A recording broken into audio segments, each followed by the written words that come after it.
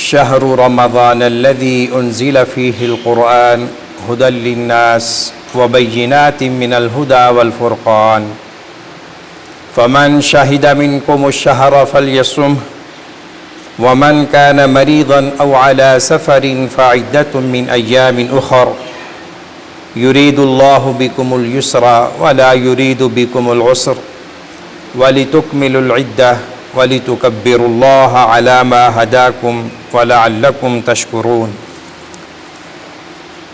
برادران اسلام، رمضان المبارک کا مہینہ وہ مہینہ ہے جس میں اللہ رب العزت نے لوح محفوظ سے آسمان دنیا تک قرآن کریم کو یک بارگی نازل فرمایا، اور پھر جب آسمان دنیا سے نبی اکرم صلی اللہ علیہ وسلم کے سینہ اطہر پر اس کے نزول کا آغاز ہوا، وہ بھی ماہ رمضان تھا۔ قرآن اور رمضان میں بڑا گہرا تعلق ہے۔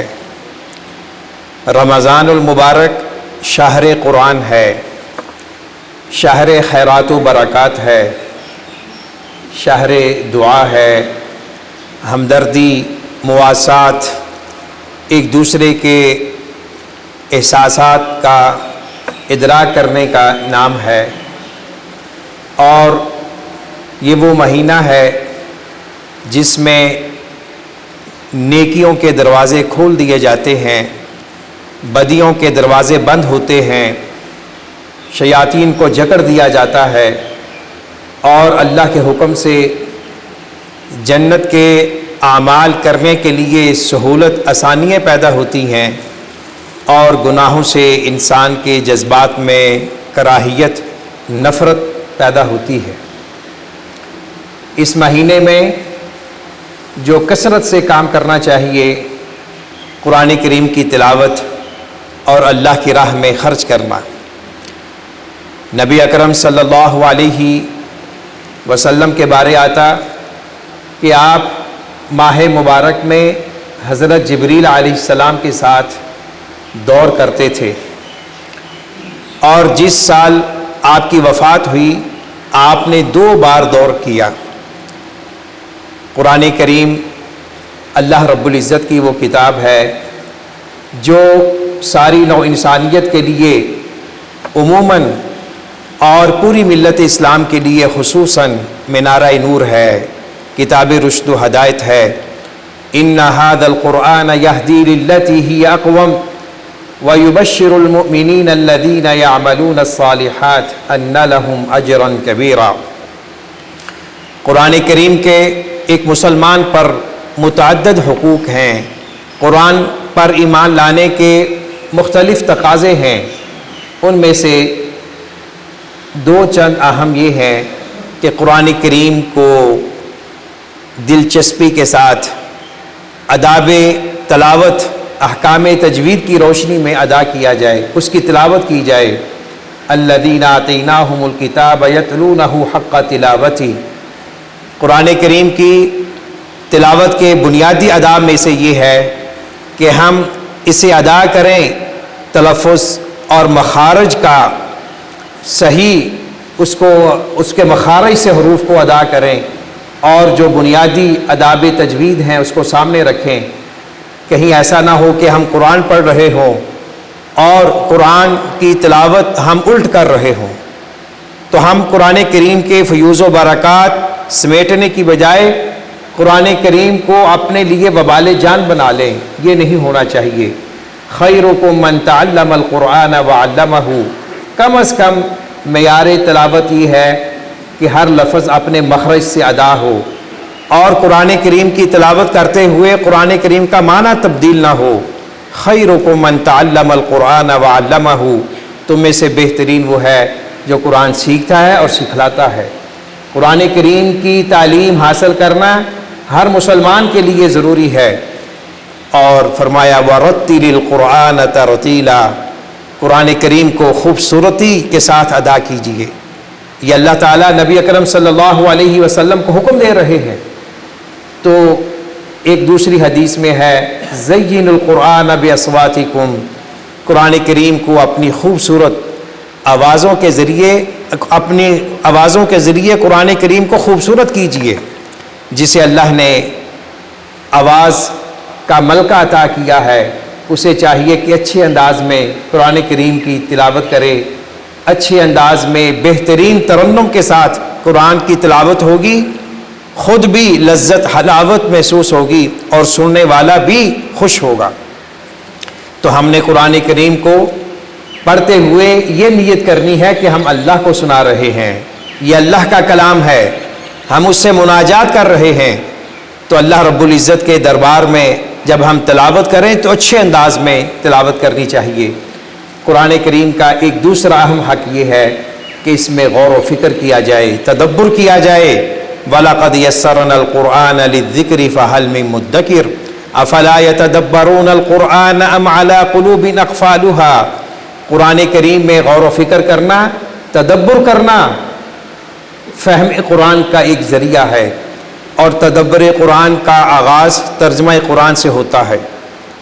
ہم میں سے کتنے مسلمان ہیں جو 12 سال، 16 سال، 20 سال، بعض 24 سال تک عصری علوم و فنون میں مہارت حاصل کرنے میں لگا دیتے ہیں، لیکن کبھی ہم نے یہ غور کیا کہ ہم نے اپنی زندگی میں کتنے گھنٹے، کتنے ہفتے، کتنے ماہ و سال صرف کیے ہیں فہم قرآن کے لیے؟ 16 سال، 20 سال پڑھنے والا نوجوان یہ نہیں کہہ سکتا کہ میں نے 20-30 آیات کا ترجمہ حاصل کیا ہے، الا ماشاء اللہ۔ تو قرآن کریم کے ساتھ پیار کیجئے، اس انداز میں اس کی تلاوت ہو کہ یہ ہمارے لیے آئینہ ہے۔ جس چیز کا اللہ نے حکم دیا ہے اس سے رکا جائے، جس سے منع کیا، جس کا حکم دیا ہے اسے اختیار کیا جائے، اور جس سے منع کیا ہے اس سے رک جایا جائے۔ یہ بھی قرآن کریم کا اہم حق ہے۔ اور قرآن کریم کا ایک اہم حق یہ ہے کہ اس کی جو عربی زبان ہے اسے سیکھا جائے۔ آج المیہ یہ ہے کہ امت کا نوجوان اپنی مادری زبان کے علاوہ دوسری زبانیں بھی سیکھ لیتا ہے، فر بولتا ہے، وہ 50-60 سال تک پہنچ جاتا ہے، لیکن عربی کے 1-2 جملے بولنا اسے نصیب نہیں ہوتا، نہ بول سکتا ہے، نہ لکھ سکتا ہے، نہ سمجھ سکتا ہے۔ کیوں؟ توجہ نہیں ہے۔ عربی زبان قرآن کریم کی زبان ہے، یہ اہل جنت کی زبان ہے، اللہ کی زبان ہے، رسول کریم صلی اللہ علیہ وسلم کی زبان ہے۔ عربی زبان سیکھنا ہمارا دین ہے، ہمارا اخلاق ہے۔ جو جس قدر عربی زبان کا ماہر ہوگا اسی قدر اس کے دل میں فہم دین ہوگا، اس کا دل نور قرآن مبین سے منور ہوگا، اسی قدر وہ سکالر ہوگا، دانشور ہوگا، اور جو جس قدر عربی زبان سے دور ہوگا اسی قدر وہ دین سے بھی دور ہوگا، دینی معلومات سے بھی دور ہوگا۔ اور قرآن کریم کا چوتھا اہم حق یہ ہے اس پہ عمل کیا جائے۔ یہ کتاب عمل ہے، کتاب حرکت ہے، کتاب غفلت نہیں ہے۔ قرآن کریم میں اللہ رب العزت نے مسلمانوں کو ہر میدان میں ترقی کرنے کا حکم دیا ہے، عمل کرنے کا حکم دیا ہے۔ قرآن کریم غفلت سے مسلمانوں کو دور کرتا ہے اور ان کو ایک میدان عمل عطا کرتا ہے۔ یہ میدان عمل اللہ کے حقوق کی ادائیگی کرتے ہوئے اور اس کی مخلوق کے حقوق کی ادائیگی کرتے ہوئے اس پہ عمل کیا جائے گا۔ قرآن کریم کی تعلیمات کا خلاصہ بعض اہل علم نے 3 جملوں میں ارشاد فرمایا ہے، سن لیجئے۔ اللہ رب العزت کی بندگی، اس کے رسول کی اطاعت اور اس کی مخلوق کی خدمت، یہ پورے قرآن کریم کی تفسیر کا خلاصہ ہے۔ اللہ کے حقوق ادا کیجئے۔ اللہ کے حقوق میں سر فہرست نماز ہے۔ جس اسلام میں، جس روزے میں نماز نہیں ہے وہ قابل افسوس ہے، اور اسے اپنے تجزیہ کرنا ہوگا، اپنے اعمال کا محاسبہ کرنا ہوگا۔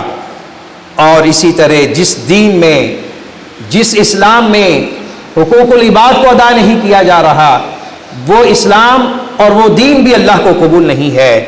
بسا اوقات حقوق العباد کی اہمیت بڑھ جاتی ہے اگر انسان دنیا میں اس حالت سے رخصت ہوتا ہے، نماز، روزہ، زکوٰۃ، حج سب کچھ کیا ہوا ہے، لیکن اس نے اللہ کی مخلوق کے حقوق کو ہڑپ کیا ہوا ہے، اس کی نجات ناممکن ہے۔ تو مرنے سے پہلے ہر ایک کو یہ سوچنا چاہیے کہ میں دنیا سے رخصت ہوں تو میرے کندھے لوگوں کے حقوق سے ہلکے ہوں، میں لوگوں کے حقوق ادا کر کے دنیا سے رخصت ہوں۔ اور آج کی گفتگو میں قرآن کریم کا آخری حق کہ اس کی نشر و اشاعت میں حصہ لیا جائے، اور اس کی نشر و اشاعت تعلیم کے ذریعے، تحفیظ کے ذریعے، اس کی تعلیمات کی نشر و اشاعت کے ذریعے، اس کے احکامات کے پھیلاؤ کے ذریعے، اور قرآن کریم کے مصاحف کو پرنٹ کروا کے اس کو تقسیم کرنا، یہ بھی اس کی نشر و اشاعت ہے۔ قرآن کریم کے ساتھ جو وابستہ لوگ ہیں، طلباء ہیں، ادارے ہیں، ان کے ساتھ تعاون کرنا بھی، یہ بھی خدمت قرآن ہے۔ اللہ رب العزت سے دعا ہے اللہ تعالی ہمیشہ ہمارے دلوں کو قرآن کریم کے نور سے منور فرمائے، اور اللہ رب العزت اس ماہ رمضان کی بدولت، قرآن کریم کی تلاوت کی بدولت، اللہ رب العزت ہمارے حال پہ رحم فرمائے۔ اس وقت پورا عالم انسانیت جس المناک کربناک کیفیت سے گزر رہا ہے، اللہ رب العزت سب کو اپنے حفظ و امان میں رکھے۔ اللہ تعالی ہمیں اس وبائی مرض سے نجات عطا فرمائے۔ اللہ تعالی ہمارے حال پہ رحم فرمائے۔ ضرورت اس بات کی ہے کہ اللہ کی طرف رجوع کیا جائے، دلچسپی کے ساتھ، سنجیدگی کے ساتھ۔ مقام المیہ یہ ہے کہ جو سنجیدگی ہونی چاہیے رجوع اللہ کے حق کے حوالے سے، توبہ استغفار کے حوالے سے، اس کے اثرات و ثمرات ابھی تک نظر نہیں آ رہے۔ اللہ ہمارے گناہوں کو معاف فرمائے، اللہ ہمارے دلوں کو نرم فرمائے۔ دل پتھرا چکے ہیں، سنگ دل لوگوں کی دعا قبول نہیں ہوتی۔ ضرورت اس بات کی ہے کہ اللہ کے حقوق ادا کرتے ہوئے، اس کی مخلوق کے حقوق ادا کرتے ہوئے اپنے دلوں کو نرم کیجئے، اور اپنے دلوں میں رقت طاری کیجئے، اور اپنے دلوں کو کتاب و سنت کے نور سے منور کیجئے۔ وآخر دعوانا ان الحمد للہ رب العالمین۔